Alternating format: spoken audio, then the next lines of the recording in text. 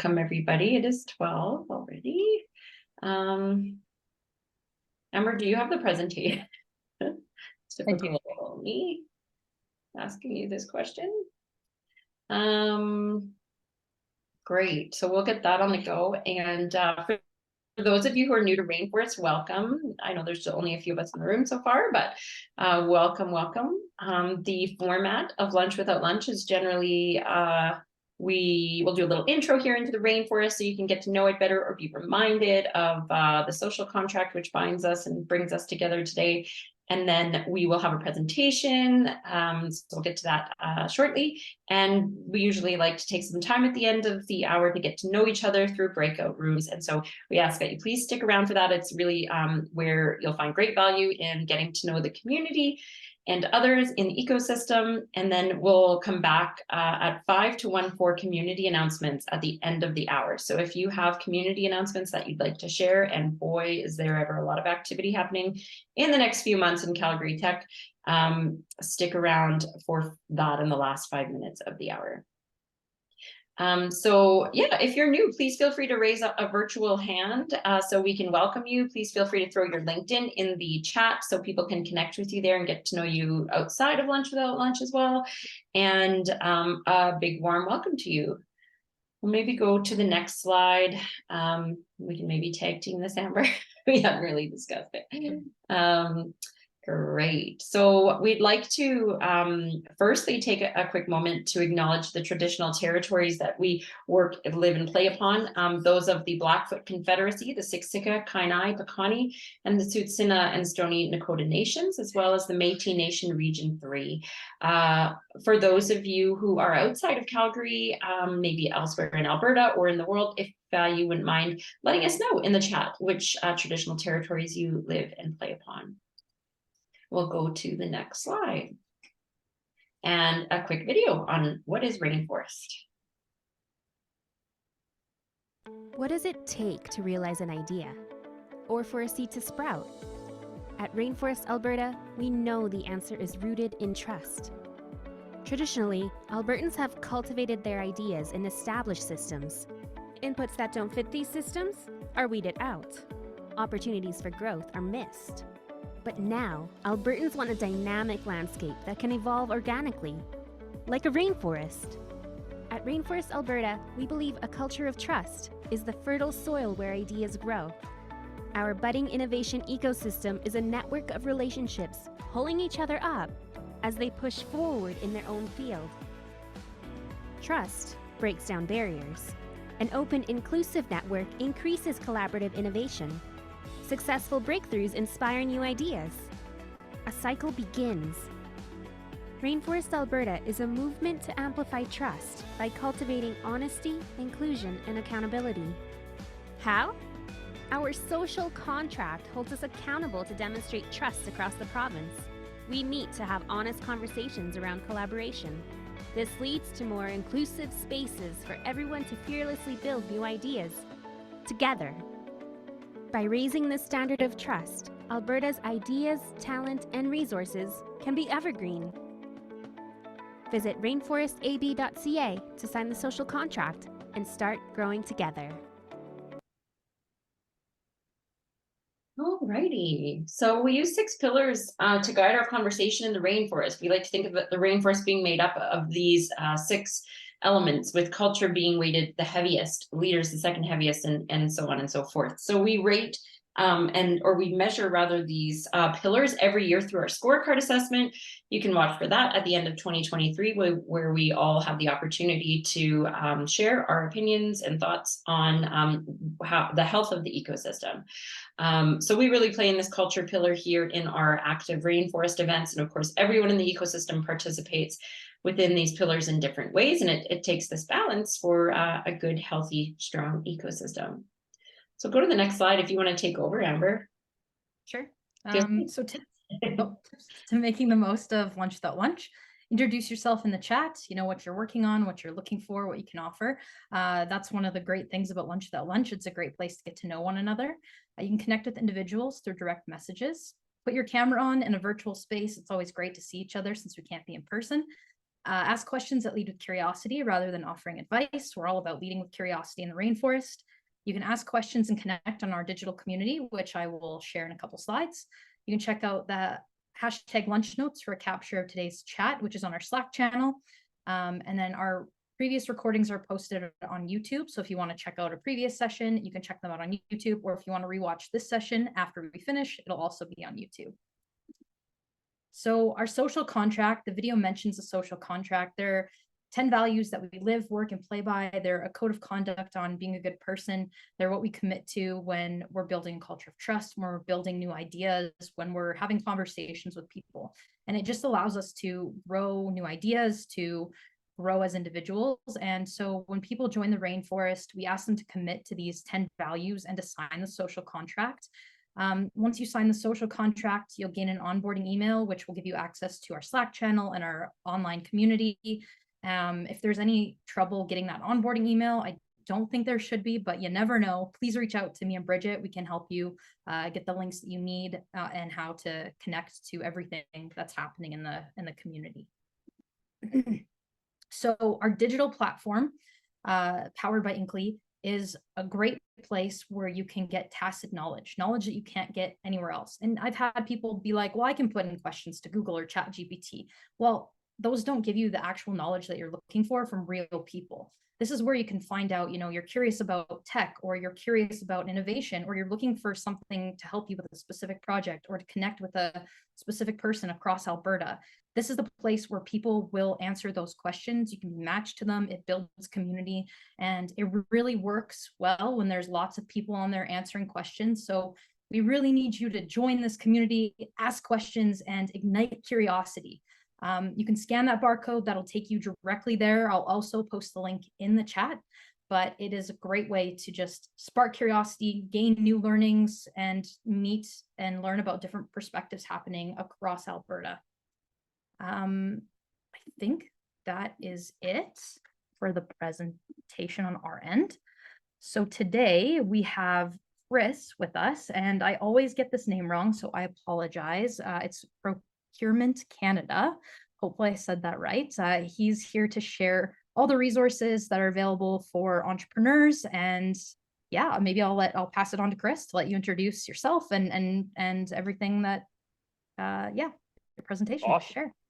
Yeah, fantastic. Thank you, Amber. It's and Bridget, it's great to be back again with Rainforest. We've done some great stuff in the past, and so great to be back and see just see it still going. And I just love the mechanism and love the ecosystem that's created, and those 10 values are really neat. And that's really all I want to try and do here is share how we might be able to do that, as strange as it may sound coming from the federal government. But we do want to try and do that and be that resource and be that area of help for businesses and entrepreneurs and innovators in these different areas. And so, I do have a presentation deck. I could show some of that, but I think I got about 20 minutes, right? Yeah, for 20 minutes. Okay. Yeah, and you'll have to keep me honest to that, because I will just keep talking. But Al knows. He's already smiling, laughing at me. So, Procurement Assistance Canada. So my name is Kris Ruiter. I'm the regional manager with Procurement Assistance Canada and Western Region. We take care of Alberta, Saskatchewan, Manitoba, and Northwest Territories, and Nunavut. We are part of Public Services and Procurement Canada, essentially the buying arm of the federal government. So quick little sort of procurement 101 of how federal procurement works is essentially the government gives our minister, the Minister of Public Services and Procurement Canada, the authority to buy. So he's a he now, we just changed ministers. He's got the authority to buy. And one of the first things he does is actually delegate some of that authority to every single department and agency that exists in the federal government. So one of the first myths that we bust around federal procurement is that we are not the federal government. We are not this giant entity. While we are a giant entity and one of the biggest buyers and purchasers, if we put us all together, $26 billion a year of goods, services, and construction, we are actually 100+ different potential clients for a business.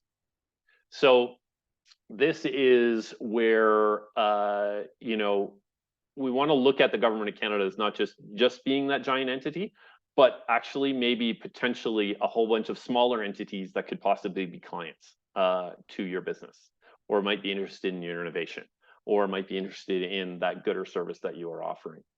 So that's one of the key first things.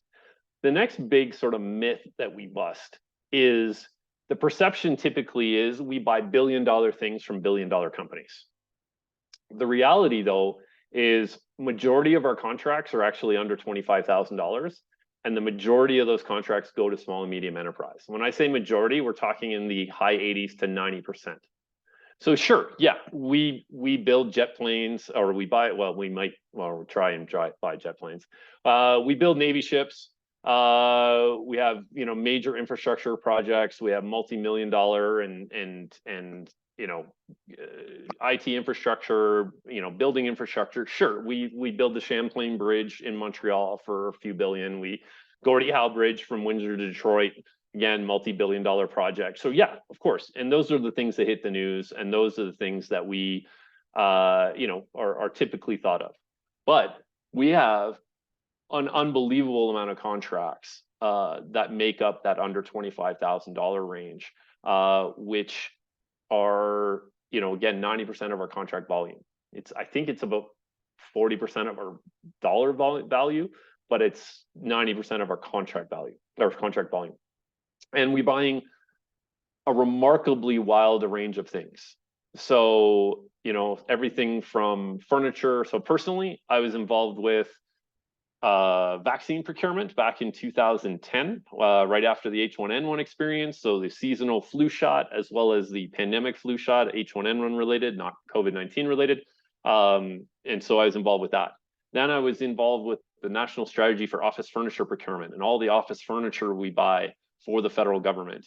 And then from there, I was managing a team of buyers that we bought food and picnic tables and shirts and lumber and IT services and consulting services and change management services and health services, web design, web architect, marketing, architecture, engineering, construction. We would buy, we bought a machine that divides samples for, who's that for?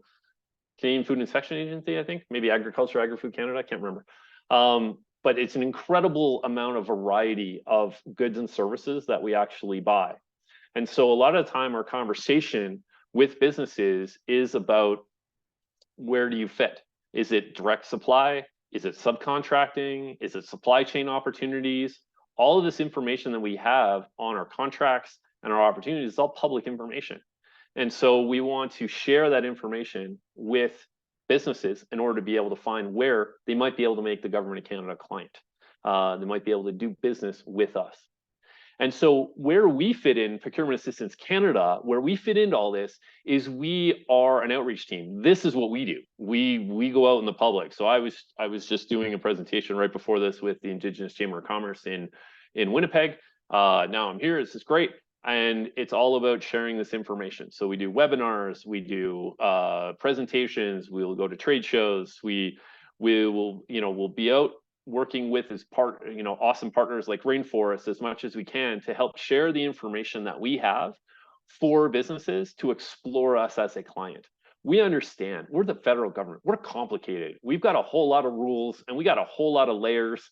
And, you know, it's sometimes, you know, a little challenging to navigate for a business, especially, you know, either an early stage business contemplating what their clients might look like, or as a startup, which you don't have a lot of people yet. So how can you possibly have someone dedicated to federal government and the opportunities that might be there?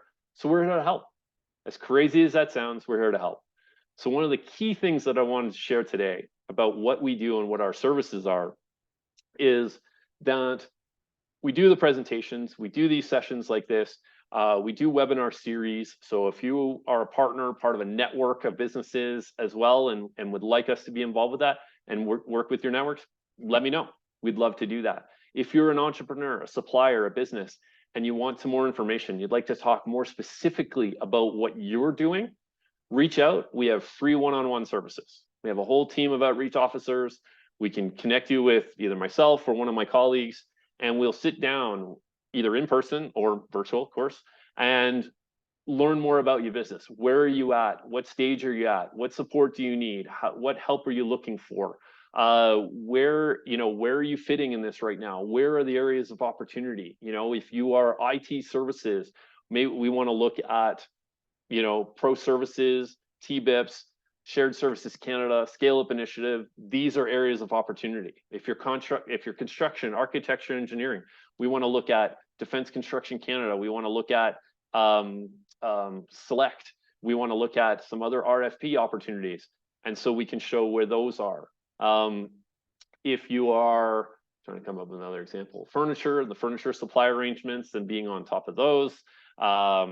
So yeah, there's all kinds of variety of things that we can try and help with. Maybe your project's niche, right? Maybe it's niche and maybe we don't buy it. My favorite example is always this guy I met who sells really great pepper. But we don't have pepper contracts. We have enormous groceries contracts. So our conversation was about supply chain and how to connect into the supply chain and who we buy our groceries from for our military bases, and then connecting into that company and maybe being able to sell and find other opportunities through there. We also look at it from an innovation standpoint. And as you probably are aware, we're not the greatest at procuring innovation from a procurement standpoint. And mainly because part of the rules is we have to define our requirement. And so when it's a new innovation and we don't know about it or we don't know how to define it, we can't really write a requirement definition around it. So if you have a new innovation that you think would support a government department reaching their mandate and what they're trying to do, there are different ways. There's different starting points for that innovation community. It's connecting directly into a government department. It's having a conversation with that government department. There's some other programs as well. And we're going to talk a few minutes about the Ideas program today. But there are some, there's some innovation programs, but it's also often about connecting in with the departments directly.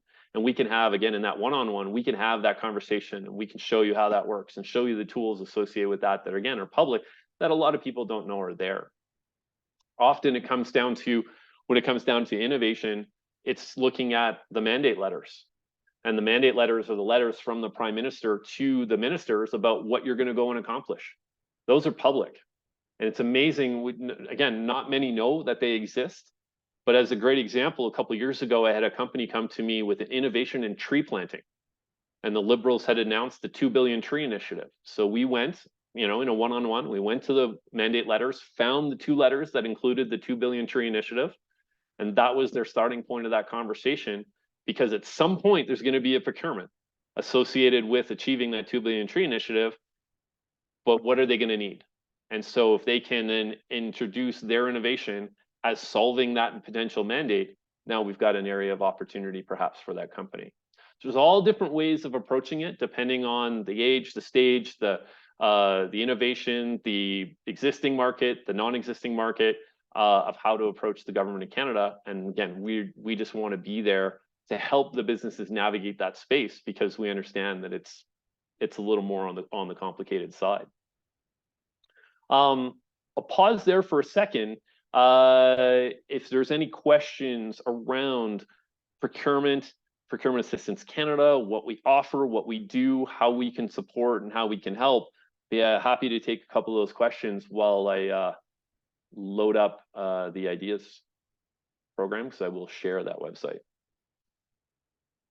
Hey, Kris, just a quick question, and great numbers and interesting. Thank you very much. What percentage of those contracts are Canadian suppliers? Oh, that's a phenomenal question. You know what? I don't have that information top of hand. I will say that if we're talking about, so if we're talking about when we go out to bid, and we go out to tender for a contract, and we have the international trade agreements that apply. So if we're talking about World Trade Organization, Canadian, European, CUSMA, all that kind of stuff, then essentially we cannot favor a Canadian company over a non-Canadian company. We have to open the tendering to everybody. If they don't apply, then we can apply something called the Canadian Content Policy, in which we can limit essentially the competition to Canadian goods and services through Canadian companies. I know that's a policy side, and I didn't answer your question around the data because I just don't have it. But I'd be happy to go and investigate it and bring it back to this group if that's helpful. Thanks. There's something not I just don't have. I'm sorry. Thank you. It's okay. Thanks. Yeah, no problem. David. The Canadian government is falsely claiming copyright on information such as temperature in various parts of Canada. It's not original data, so it's not original thought, so they can't copyright it, but they do. It's an impediment to my business. Is there anything you can do to help me out with that? So yes, to a degree. Okay. So one of the things that Procurement Assistance Canada does is we want to know what barriers you are facing as businesses of dealing with the federal government. Now, I will say we're not the change agents. I'm not strategic policy. I'm not part of the department that either makes that decision, but we have a mechanism of sharing barriers that we come across from different businesses and entrepreneurs and innovators that's preventing them from participating or preventing them from doing their business. So yes, I would absolutely love to know what the entirety of this situation is for you to be able to express that as a barrier internally that can then get into the right hands. The situation is the American government takes information from Environment Canada and makes it publicly available. And so American companies have an advantage over me. Currently, I just skip Environment Canada and use US data. Okay. Okay. David, I'll at the end here, I'll make sure I pop my email into the chat, and then maybe we can connect and set up a one-on-one, get into this deeper so I can capture properly into our mechanism for barriers. Okay, awesome. Thank you. Okay, awesome. Excellent. Any other questions out there? Procurement Assistance Canada, what we do procurement-wise? Okay, how am I doing on time? Am I okay? So far, so good. 5 minutes, 6 minutes, 8 minutes? You've got a good 8. 8, good 8, a solid 8. Awesome. Okay. With questions, we can go all the way to kind of 20, 22. Okay, all right, good to know. As someone who did 20 years of motivational speaking in high schools and elementary schools and stuff, I just go, right? So so good. Please keep me on track here. Thank you. So the other thing I wanted to touch on, as rainforest and an innovation ecosystem and things like that, one of the relationships that Procurement Assistance Canada has is with Department of National Defence and their IDEAS program. So we have a relationship with them in order to share information about their program. There's a few different programs out there with the federal government, but the one I wanted to share today was was about the IDEAS program. And so for those that have not come across this before, it came about in 2017. It's a 20-year, $1.6 billion program for it's basically an innovation and entrepreneurship program in order to solve defense and security challenges for the Canadian Armed Forces. Now, when I say defense and security challenges, I say that extremely broadly. I don't want to make it seem like it's very heavy military application. It is across the Canadian Armed Forces and all that the Canadian Armed Forces support. So, we know that they're in Yellowknife trying to support Yellowknife and the fires that are happening there, whether it was during pandemic, of course, the military applications as well. So what this is essentially is a program over these years to try and solve these challenges. So how it works, and I'll just share my screen here so I can show you the website itself, because that's really, again, I could show a deck, but really it's all about the website because the information is here. But this website here, if you Googled D&D ideas, then you should get to this site really, really quickly. And again, all the information is here. The way it works is basically the Canadian Armed Forces what they did is they established a whole bunch of difficulties they were having, okay, a bunch of challenges that were going on. And then they lined them up with the priorities for the defense strategy, strong, secure, engaged, and came up through a ideation stage of what would actually be innovation progression. So if an idea went in there that was more about procurement, it got kicked out because this is not a procurement mechanism, this is an innovation mechanism. And so what they would put out is problem statements. So where it's very different from procurement, where we put out requirements, they put out problem statements looking for solutions. And they would do so in one of these 5 mechanisms. So these are the programs inside the program, and this is how they go out and achieve. Now, one of the most fun things about this program is that it is the entire technical readiness level spectrum, or solution readiness level spectrum. So it is idea on a napkin level 1, it is pre-prototype, it is prototype level 6, it is commercially ready level 9. It is all encompassed in here. So when I talk about procurement before, yes, we want to talk to everybody when it comes to federal procurement and the opportunities, but certainly for contracts that we're seeing right now, we need commercially ready. This is about developing. This is about developing ideas and being able to move them forward with a funding mechanism for that. So we have the most popular one that's been used by the program has been competitive projects. So they will go out with a number of competitive projects at the same time. The first time they ever did it, they did 16 of them, and that was way too many because they got hundreds and hundreds and hundreds and hundreds of applications. So they got totally swamped. So now what you'll see is anywhere between 5 and 7 challenges coming out at the same time for competitive projects. And basically it works in 2 phases. When they launch, there's about 5 weeks of application time, okay, to prepare an application or prepare a proposal to solve the challenge that's been put out in the problem statement.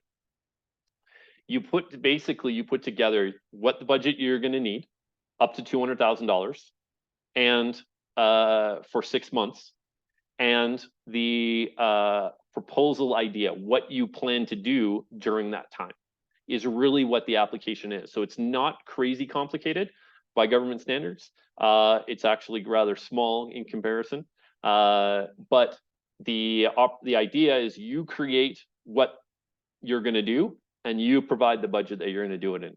Okay, up to 200K for the 6 months. That's phase 1.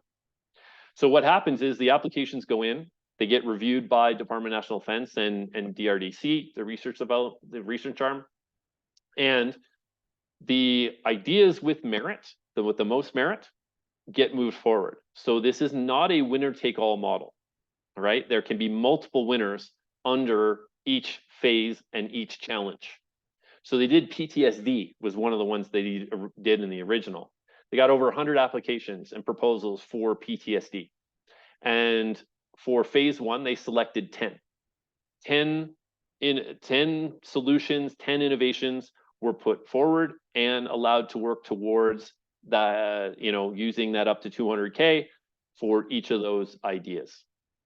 At the end of 6 months, a report comes in, it gets reviewed, and then all those get reviewed in order to see if they go on to phase 2, which is up to a year of work and up to $1 million of funding. So that's why it says 1.2 here, because it's 200K for the first 6 months, review, and those that can continue on, that the program feels has merit to continue on, will continue on up to $1 million for a year of development. So in the PTSD case, they actually moved 8 from the phase 1 to phase 2, and 2 were said, thank you, we just don't see it moving forward. Here's your money, thank you for your work. And then the other 8 moved on. So that's really how competitive projects works, and it is in the early stage. That is your TRL 1 to 5 area. Your innovation networks is as it sounds, it's a network. So in this case, this has to be proposed by a university. They have to be the lead, but they can't do it alone. They need friends. So they need friends in either other institutions and or the private sector in order to bring business and research and education together to develop the concepts. So the innovation networks work that way, and it must be submitted as a network that are going to work on this project. Contest is as it sounds. It's kind of like SpaceX. You know, build a rocket, go up, we'll give you a bunch of money. Same kind of thing. The big one that's been done through this program has been Pop-Up City. So the military deploys all over the world. They look for, but their equipment is a little outdated. They're looking for new innovation for energy, waste, and water management. So the idea of the contest is develop the concepts so that a procurement can eventually happen to procure these innovations for the future of the deployments around the world. Sandboxes are your prototype. So we've done a couple of sandboxes where it has been, and there's one that's open right now for 2024 for drones, anti-drone technology. And so they've done a couple of the anti-drone technology ones down at CFB Suffield in Southern Alberta. And they're doing one on rust detection in ships. So dock a ship, let the companies come on, test their technology on detecting rust on the ship, and then providing feedback to the companies that way. So again, a free opportunity to test for military potential applications. And then test drive is the end. So that is your late TRL, that is your 789, this is your commercially ready, where we essentially, the Department of National Defense is going to buy it and then put it in place and then test it and then provide some feedback afterwards. So a little bit different from the sandbox, where it's a little more prototype collaborative, whereas test drive is a little more, we're going to buy it and then let you know what we think of it, kind of thing.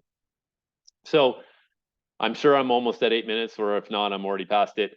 But one thing that's really, really important about what I wanted to show here is that this get informed, subscribe. So the opportunities do not come out at regular intervals. They will just come out when they are ready. They're just going to drop, and they only have about 5 or 6 weeks for the application period. So the most important thing out of today is all you want to do is subscribe with your email address. The only thing that they are going to send you is when the new opportunities go live. That's the only email you'll get from the program. So to be on top of it, to know what's happening, is the best way is just to subscribe, get those emails so that you have the most amount of time to review what the challenges are, and perhaps participate, submitting a proposal yourself or working with others to create a network, etc., to participate. The last thing I would say is that under the opportunities area, all the competitive projects, all the innovation networks, all the challenges that have been done are publicly available. So you can go back and see what the challenges have been done in the past, who's, what groups have been the winners, what they're, fundamentally what they were working on. So if you were working in that same area, you have innovations in that same area, and a challenge has already happened, it is potential for you to look up who those organizations are and maybe connect in with them. There might be some collaboration opportunity, even though that challenge is already passed. So that's all public information within the opportunities component of and the funded projects of this website. Whew. I know I threw a whole bunch there. I talked really fast at the end there, trying to get it all in. But once again, any questions around the ideas program, I'd be happy to field those now, and of course within one-on-ones, and be able to take those as well. Peter, I see your hand up. I'll be quick. What about matching and stacking and collaborating with other funding agencies? Is that no restrictions? So I know some of them have them and need the matching and things like that. This does not. Basically, it's just additional to what you already have. So you don't have to find any matching or anything like that. Thank you very much. Great presentation. Thank you. Appreciate it. One thing I will add that usually comes along with that kind of question is IP, intellectual property. And so it's yours. It's the innovators. Does not become Government of Canada's. We don't want it. It's not what we're looking for. The idea here is that we want the license to be able to use it the way we need to as it moves forward, but we do not want the IP. If you can take the IP and the development from this program to be able to move forward, sell the good or service in another, great, go for it. That's the entrepreneurship part. It's not the goal. the innovation's the goal in solving the challenge for the government of Canada and the Department of National Defense, but the benefit is being able to move that into, move it further along for that business to be able to sell in other areas as well. However, your university partner might want to have some of the intellectual property, right? Yeah, and then, so exactly, that's a good point. I mean, if you think about the innovation networks where it's led by the university and there's a network of people, that's where it's got to be sorted out amongst the innovators in there. The government, the program is saying we don't want it. So, so there are probably some discussions amongst the innovators themselves, I imagine. But yeah, that's for the innovators. But yeah, so yeah, if it's possible to take it into other opportunities, by all means, that's what we're looking for. Thank you, Kris. Lorna had a question in the chat. Lorna, do you want to unmute, or we can ask it on your behalf if you're unable to? Oh, she's thrown it back in the chat. And colleges like goals to not retain IP, so it's a good option to consider. Ooh, sorry. I was just trying to go back to see what my question was. Unmuted. What did I ask? Oh, if on the innovation network, is it a university in particular, or is it a post-secondary institute, like to the colleges and polytechnics? Would they be applicants? Yeah, it's a great question, and fielded that one a lot. It is, the lead does need to be from a university. So the lead on the application needs to be the university, but the colleges, polytechnics can absolutely participate as part of that network. But also the colleges and polytechnics can participate themselves in anything else. It's just the innovation networks where the university needs to be the lead. But if a college or polytechnic wanted to submit a proposal on a competitive project, they can absolutely do that. We wouldn't. It's just that innovation network piece. We wouldn't tend to do that on our own. We would work with a client, so it would be, it seems a little bit limiting that we're the ones that can be quite agile and work with clients to address the needs as they come up. But when we sometimes find the challenges with the IP and with the speed that the universities can turn their big wheels, it's funny that the feds tend to forget that the colleges are that agile younger cousin of the universities to do the same type of work. Yeah, I totally understand, and I really do, and I've fed this back to the ideas program almost every presentation I give, and I feed it back to them. It just hasn't changed yet, unfortunately. Maybe I'm not sure what the rationale is, but we just haven't seen that change. Maybe a few college presidents need to apply to be on the ideas board.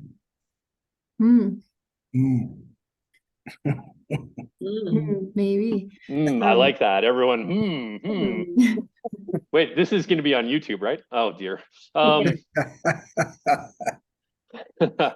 yeah, we have we have relayed kind of like the barriers piece from David earlier with procurement. We relay these comments and these concerns back to the program. In all fairness, it is D&D's program. It is the ideas program. We just present it. So all I can really do at this stage is again relay that information back, that there's continued interest from colleges and polytechnics to be able to be the lead in innovation networks. But yeah, I promise I will keep feeding it. Thank you.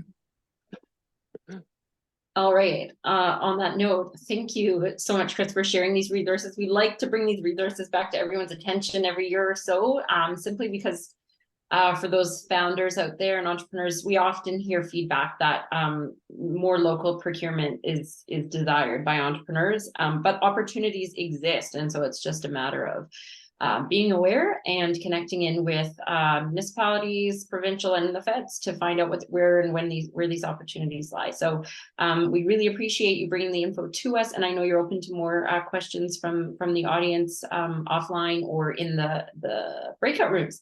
So we'll head into those rooms right now. And we probably have time for 2 or 3 spins of the wheel. So if you end up stuck in the Zoom abyss, just come back to the main room and we'll reassign you. But if you're new to this part of the hour, have fun, get to know the others in the room, learn about what everyone's working on and how you can help each other move forward in whatever your endeavor might be in the tech space. So I'm opening the rooms or the innovation space. Announcements, and I know Amber has them stacked. So Amber? Yeah, I threw them all in the chat. So complete the tech stewardship practice program. You can earn a micro-credential. Link is in the chat. Mount Royal University's Growth Compass program is doing a survey. They really need your views, so please take that survey. The Startup Canada Tour will be coming to Calgary on September 28th, and Rainforest is excited to be a partner. Definitely check that out. There is a discount code in there for tickets, so take advantage of that. Come check it out. There's a Lobby Fest happening September 13th to 15th across multiple venues in Calgary. And you get to help imagine and co-design the future of Calgary's downtown. We're also excited to be a community co-host of the Lobby Fest Lobby Party happening Friday, September 15th. We also have a special discount code for tickets. That's also in the chat. There's 1 week left to apply or nominate individuals for the 2023 Start Alberta Tech Awards. So you can check that out. If you are interested in starting off Pride Week, there is a Queer Tech meetup at Inception U tomorrow at 5. And then there's a YYC Queer Innovation meetup at 8:30 at Spirits with Smoke. And if you're interested, please be a guest or host on the Leaders Innovators Big Ideas podcast at libby.ca. And that is it for me. Thank you so much. Bravo, bravo. Well done, Amber. There's even more, I feel like, but let's take this 1 week at a time. Okay, anyone else have something to share before we sign off for the day? Thank you, Kris, for joining us and sharing your resources. Connect with Kris offline if you have any other questions there. And we will see you next week, where we are back to visiting the TACs, the Technology Access Centers that we were visiting up to today. I think we're virtually up in Edmonton at Nate. So join us for that one. It will be interesting. And then I think the following week after that, we've got our last TAC tour up at Old College. The ag tech stuff there is just phenomenally exciting. So join us for that on September 13th. And we'll be back for an in-person showdown with the community of City joining us on September 20th. We're going to have a developer there talking about the future of mobile development. Learn all about mobile development and how you can create mobile apps. So that'll be fun, and it will be hybrid, but we'll be at Platform. You'll want to join us September 20th so we can get back to some in-person connections. I got a quick one. Starting Friday the 1st till the 10th at Center Court in South Center is a big exhibition of biannual exhibition, which is now 4 years since we've had it because of COVID. So there's a lot of neat stuff, and it's an innovation in wood. And there's some stuff there that, I mean, it'll blow your mind. I just don't know how they do it. Ooh. You're all welcome. Please come. It's a huge effort for our, 85 members to put on. Is it South Center? South Center, yes. Center Court. Oh, yeah. Okay. Yeah. Right where the elevators used to be. They took them out. Yeah. Yeah. Okay. Gotcha. Thanks. It's well worth it. I mean, it just, wow. Of course, that's my hobby, so I get extra wow, but still. No, but the stuff that gets used to make stuff out of wood is pretty high tech these days too, hey? If you're in production, definitely, yes. But this is mostly bespoke stuff. Yeah. So one off, right? And it requires the art, and it requires the ability, and it requires a deep understanding of wood and how wood plays an important part in our lives everywhere. That would be interesting.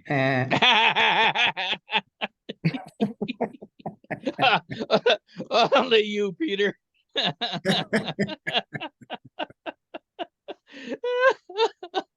Take care, Gary. Yeah, All bye. right. Thanks, everyone. We'll see you next week.